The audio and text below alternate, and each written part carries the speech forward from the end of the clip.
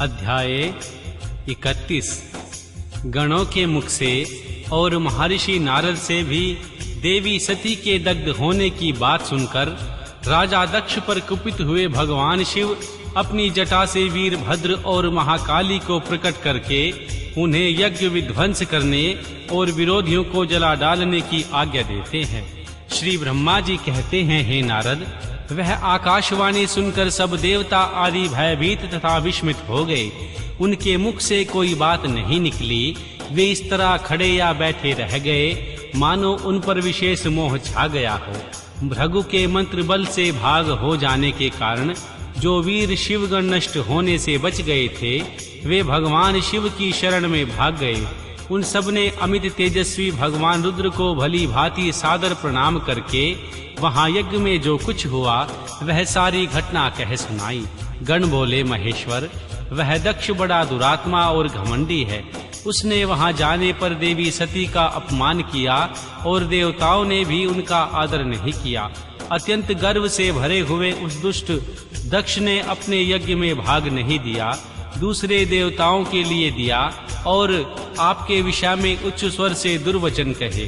प्रभो, यज्ञ में आपका भाग न देखकर देवी सती कुपित हो उठी और पिता की बारंबार निंदा करके उन्होंने तत्काल अपने शरीर को योगाग्नि द्वारा जलाकर भस्म कर दिया। यह देख 10,000 से अधिक पार्षद लज्जावंत शस्त्रों द्वारा अपने ही अंगों को काट काट कर वहां मर गए। शेष हम लोग दक्ष पर कुपित हो उठे और सबको भय पहुंचाते हुए वेग पूर्वक उस यज्ञ का विध्वंस करने को उद्यत हो उठे, परंतु विरोधी भृगु ने अपने प्रभाव से हमें तिरस्कृत कर दिया। हम उनके मंत्र बल का सामना न कर सके। प्रभु, वे ही हम लोग आज आपकी शरण में आए हैं। दयालो, वहां प्राप्त हुए भय से हमें बचाइए। निर्भय कीजिए महाप्रभु। उस दक्ष ने आदि सभी दुष्टों ने घमंड में आकर आपका विशेष रूप से अपमान किया। कल्याणकारी शिव, इस प्रकार हमने अपना देवी सती का और मूढ़ बुद्धि वाले दक्ष आदि का भी सारा वृतांत कह सुनाया। अब आपकी जैसी इच्छा हो वैसा करें। ब्रह्मा जी कहते हैं, हे नारद, अपने पार्षदों की यह बात सुनकर भगवान शिव ने वहां की सारी घटना जानने के लिए ही तुरंत स्मरण किया। देव ऋषि, तुम दिव्य दृष्टि से संपन्न हो, अतः भगवान के स्मरण करने पर तुम तुरंत ही वहां जा पहुँचे और शंकर जी को भक्ति पूर्वक प्रणाम करके खड़े हो गए।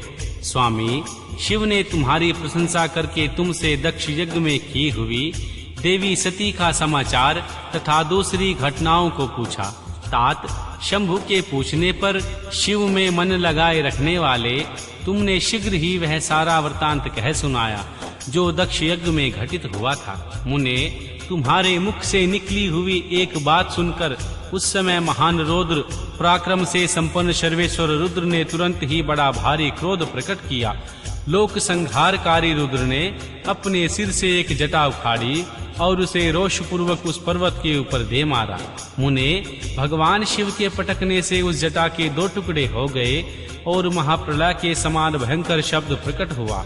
देव ऋषि, उस जटा के पूर्व भाग से महाभयंकर महाबली वीरभद्र प्रकट हुआ, जो समस्त शिव गणों के अगुआ हैं।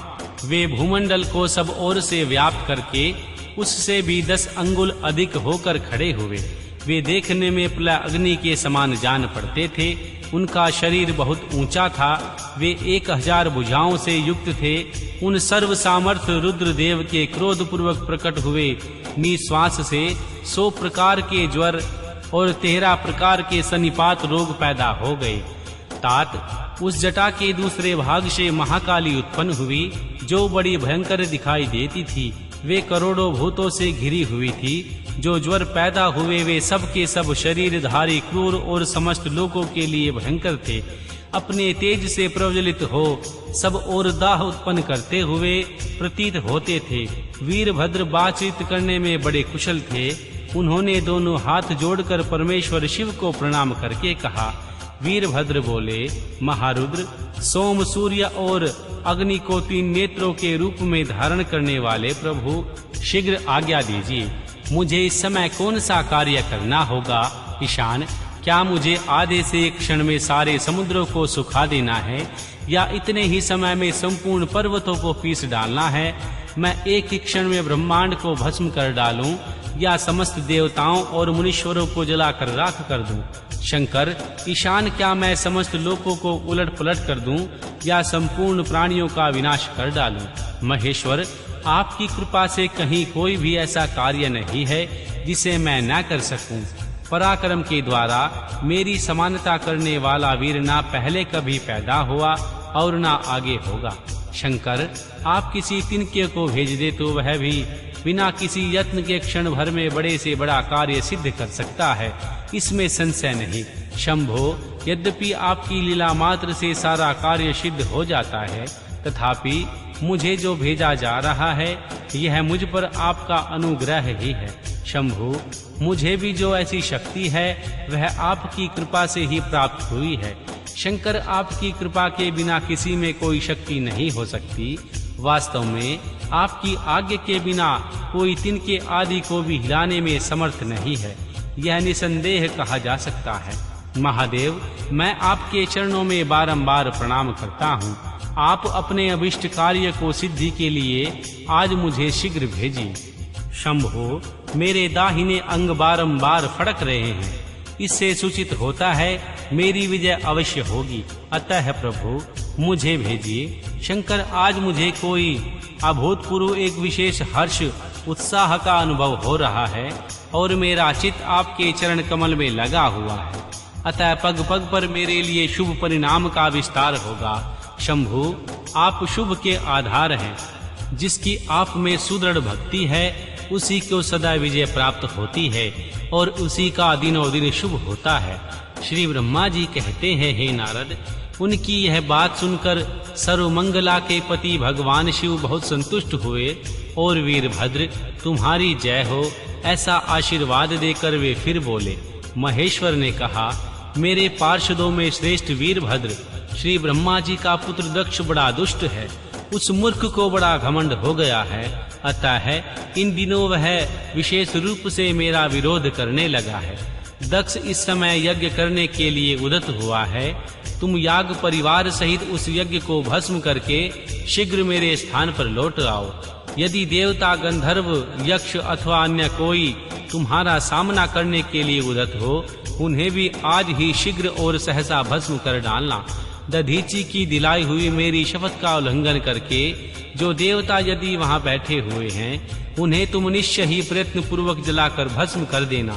जो मेरी शपथ का उल्लंघन करके गर्वयुक्त हो वहां ठहरे हुए हैं, वे सब के सब मेरे द्रोही हैं। अतः उन्हें अग्निमयी माया से जला डालो। दक्ष की यज्ञशाला में जो अपनी पत्नियों और सारभूत उपकरणों के साथ बैठे हों, उन सब को जलाकर भस्म कर देने के पश्चात शीघ्र लौट आना। तुम्हारे वहां जाने पर विश्वदेव आदि देवगण भी यदि तुम्हारे सामने तुम्हारी सादर स्तुति करें, तो भी तुम उन्हें शीघ्र आग की ज्वाला से जलाकर ही छोड़ना। वीर वहां दक्ष आदि सब लोगों की पत्नी और बंधु बांधवों सहित जलाकर कलशों में रखे हुए जल को लीला पूर्वक पी जाना। श्री ब्रह्मा जी कहते हैं, नारद, जो वैदिक मर्यादा के पालक, काल के भी शत्रु तथा सबके ईश्वर हैं, वे भगवान रुद्र रोष से आंखें लाल किए महावीर वीरभद्र से ऐसा कहकर चुप हो गए। अध्याय 32। प्रथम गणों सहित वीरभद्र और महाकाली का दक्ष यज्ञ विध्वंस के लिए प्रस्थान। दक्ष तथा देवताओं को अपशकुन एवं उत्पात सूचक लक्षणों का दर्शन एवं भय होना। श्री ब्रह्मा जी कहते हैं, हे नारद, महेश्वर के इस वचन को आदर पूर्वक सुनकर वीरभद्र बहुत संतुष्ट हुए।